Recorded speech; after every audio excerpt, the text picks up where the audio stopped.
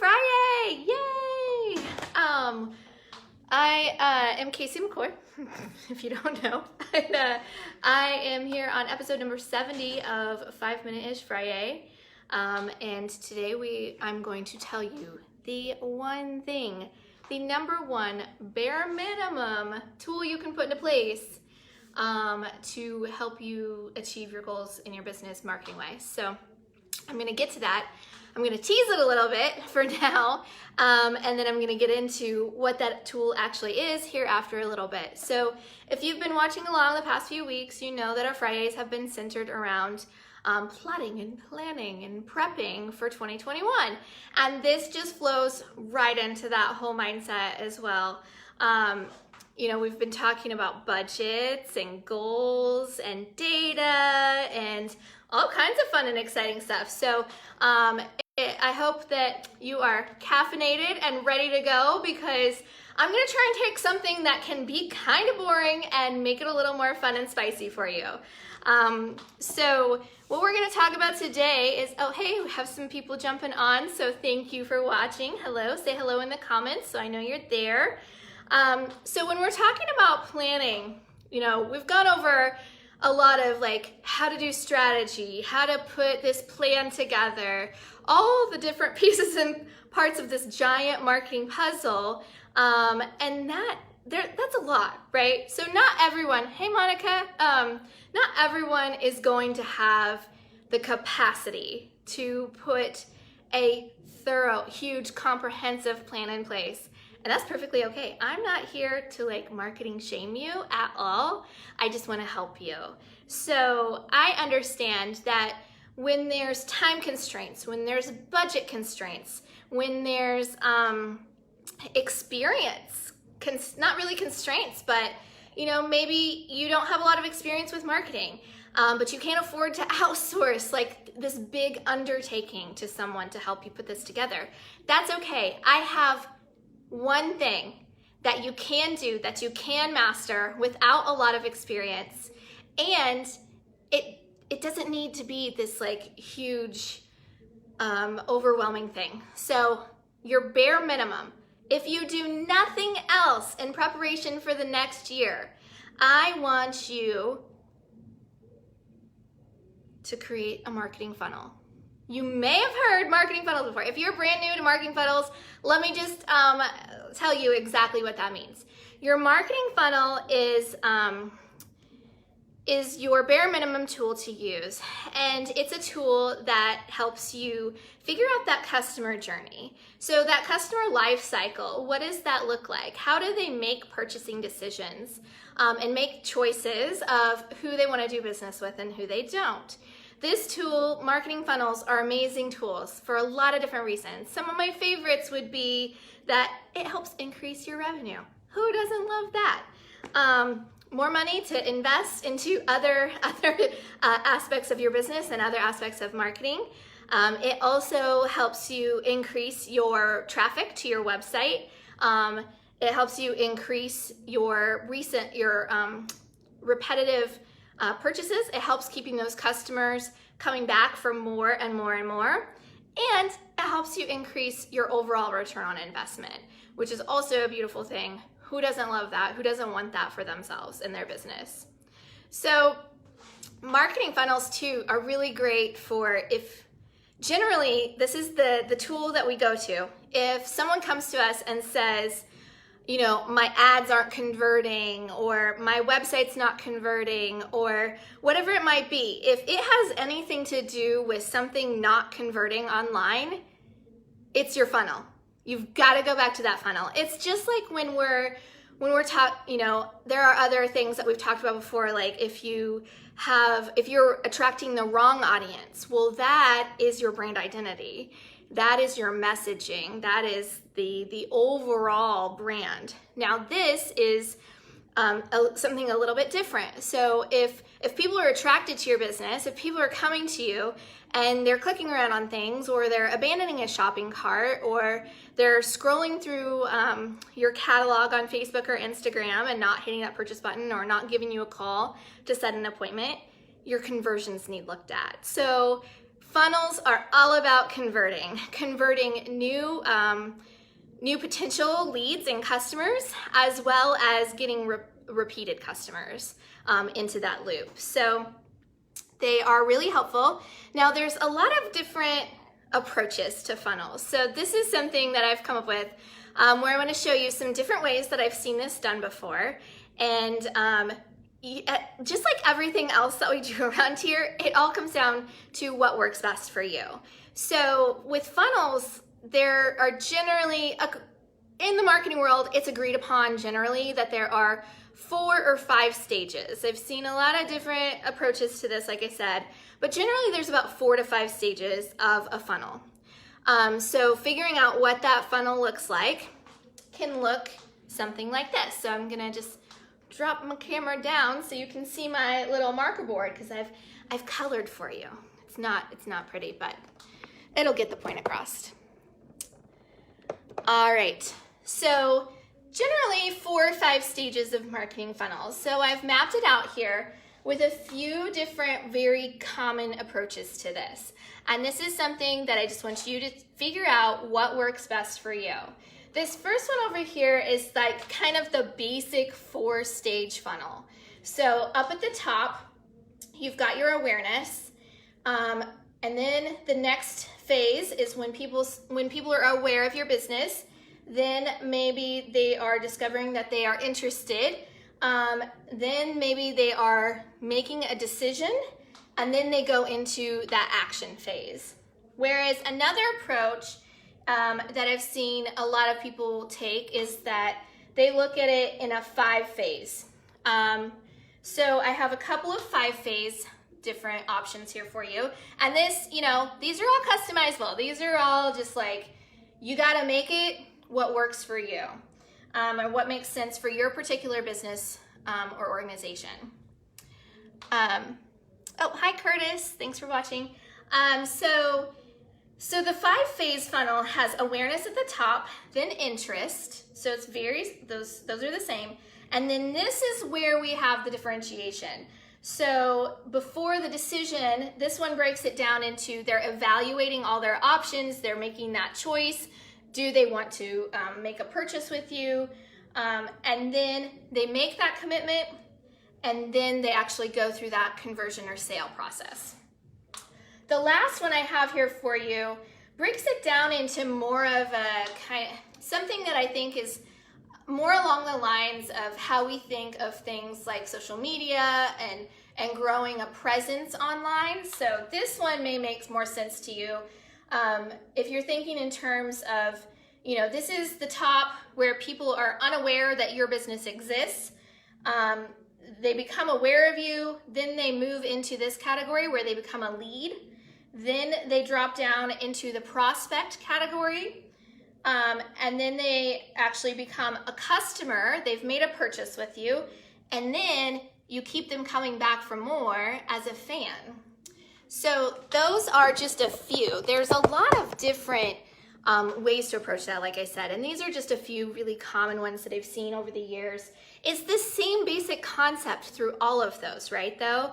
It's all about determining what that particular customer journey looks like in your organization. There's just different decision-making processes. So, it's gonna be different if you have a retail store versus a professional service company, or if you're a nonprofit or whatever it might be.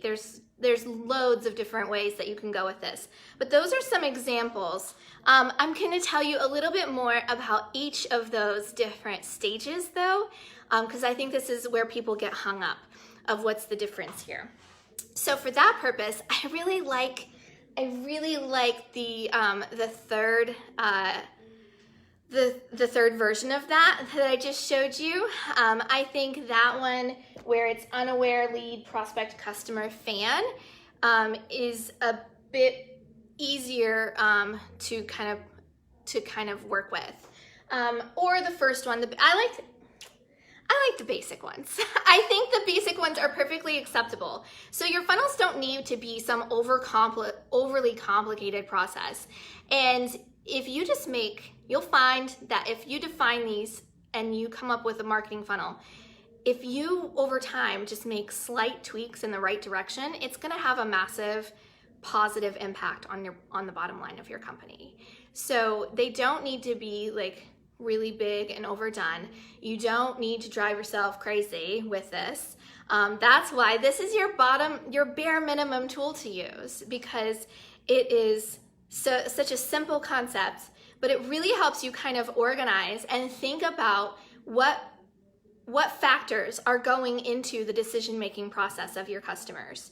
So when we look at these, the awareness, in the examples, the awareness, or unawares, that's where you are just presenting like, what is the offer?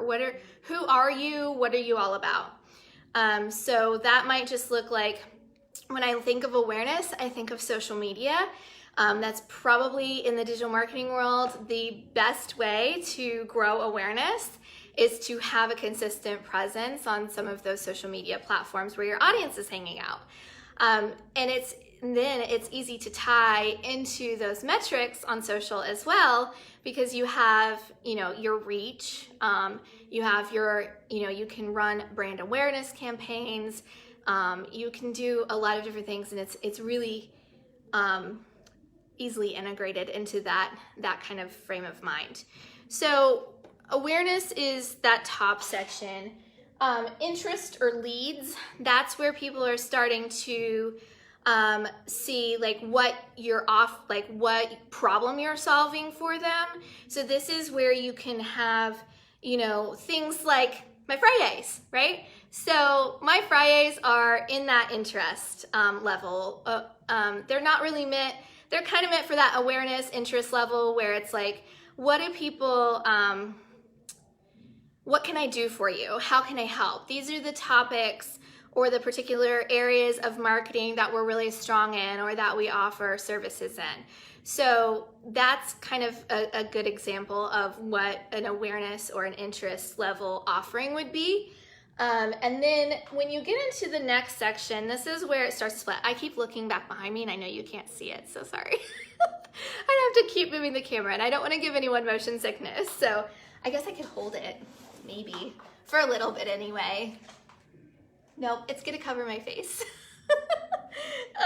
So when you get into that next phase, that is the decision making or evaluation or prospect category.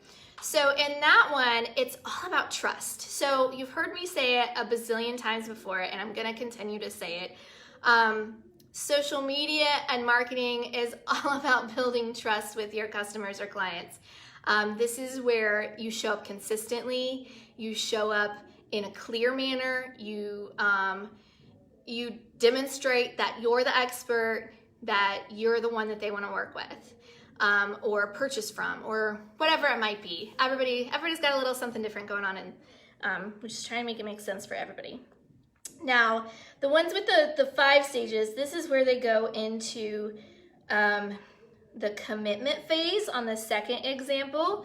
So they've decided that they do trust you, that they do like you, that you are credible, and now we're giving them bits of information or some kind of incentives to push them into that commitment.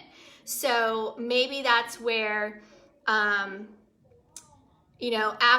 a freebie consult, then that freebie consult is kind of my, hey, I'm going to sit down with you for a half an hour or an hour.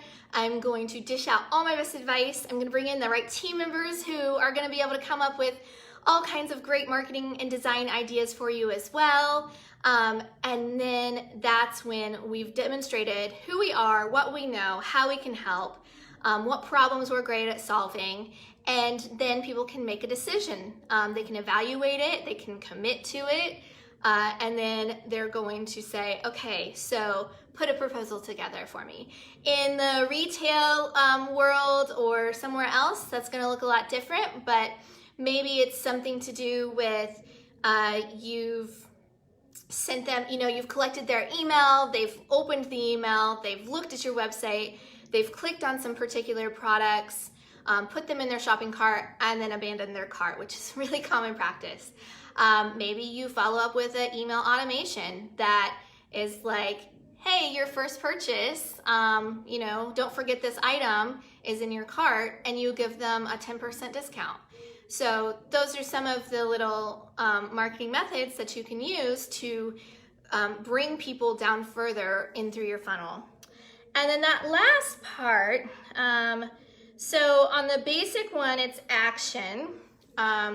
So that's the actual sale itself. That's when they pull the trigger, sign a contract, make a purchase, do whatever makes sense in your world. Whereas in the five phase funnels, that's a mouthful, right? Say it 5 times fast. 5 phase funnels, 5 phase. No. If you do a 5-phase funnel, then the fan one is going to be that they're just a loyal customer. They're in the advocacy role for you. So that's more incentives. So sending them, just keeping them engaged and happy. So giving them more incentives to refer their friends and family or colleagues or whatever it might be. And then in the other one, it's that sale phase finally. So you're making that conversion, you're making that sale, and you're doing that through maybe an email, maybe some kind of incentive or rewards program. Something of that nature is generally how those are done. So those are the more not even nitty gritty, but just the basics of those different phases of your funnel and what that can look like. If you've got questions about this, please drop them in the comments below, and I'll be happy to answer your funnel questions. And I'll stay on here for a little bit longer and do that for you. One thing to think about while we're just waiting for anyone to ask any questions is all of these phases, no matter which funnel you choose, no matter how many phases, each phase is equally important. And you need to draw out like what exactly in your organization those phases look like. What are your offers? What are your what platforms are you using? How are you going to get people to kind of flow down through that funnel from start to finish? Another thing is I've shown this in a very different manner in some of my workshops in the past. And we do more of like a customer life cycle, and it's just kind of a circle with a bunch of arrows. Hopefully people keep coming back for more and more and more. So like I said, there's so many different ways to approach funnels. But this is your bare minimum tool that you have to have in your toolbox if you do nothing else.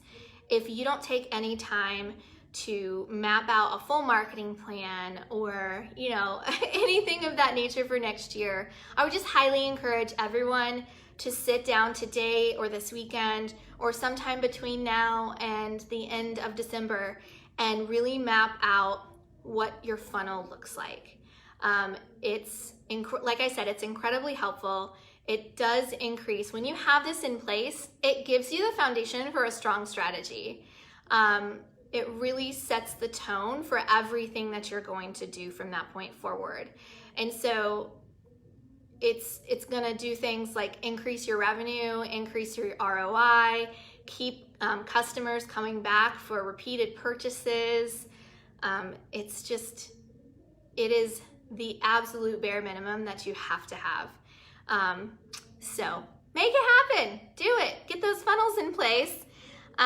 Especially if you're doing things like we've had clients come to us that have been running like a Facebook ad or something of that nature, or doing all this social media work, or getting all these blogs written on their website, or sending out emails, whatever it might be. We have clients come to us all the time that are sitting there going, like, my site's just not converting, or my ads aren't converting. And we're like, okay, so what does that funnel look like exactly? Like, tell us more about who your customer is, what they need to know before they're going to make a purchase with you. Before there's a commitment, and there are options. That's why this is the most important, is because there are so many options in our world today. Everything's at our fingertips. You have all of these different platforms to search, and like all these different businesses that are just a click away. And so when you have your funnel in place, it really helps you just kind of cut through the noise and get straight to the point and connect with the people that you most want to connect with, and avoid all the frustrations of spending money on things and not really knowing like what's working and what's not. This is gonna set the stage for making sure that you know exactly where your money is going, exactly what's working, and how to move forward, how to adapt and grow and just continue to make your business better in general. So I hope that you've enjoyed this little funnel talk. I have. Like I said, you know, it can be a really boring topic. It's not a lot of people's favorite things to talk about, but hopefully I've been able to break this down for you and make it make a little bit more sense, or make it a little more fun. If you have further questions about this, then shoot us an email, send us a private message to our Facebook page, and I'll be happy to help you out. Every business owner gets at least half an hour for free the first time we sit down. So, and I don't hold information in those meetings. So whatever we've got, we're gonna throw it your way, and we're gonna make sure that it's worth your time. So thank you so much for tuning in for this week's 5-Minute-ish Friday. Next week, we're going to do something a little different. We're going to take a break from all this plotting and planning that's so exhausting, and we're going to show you some case studies. We're going to do a feature Fri YAY, I guess, and we are going to show you some of our latest client work and show you kind of some of the things that we've been working on, and what's really happening with those, and some really amazing updates from those clients. So thanks for tuning in. I'm so glad that you took time to watch. Have a lovely weekend, and I will see you next week.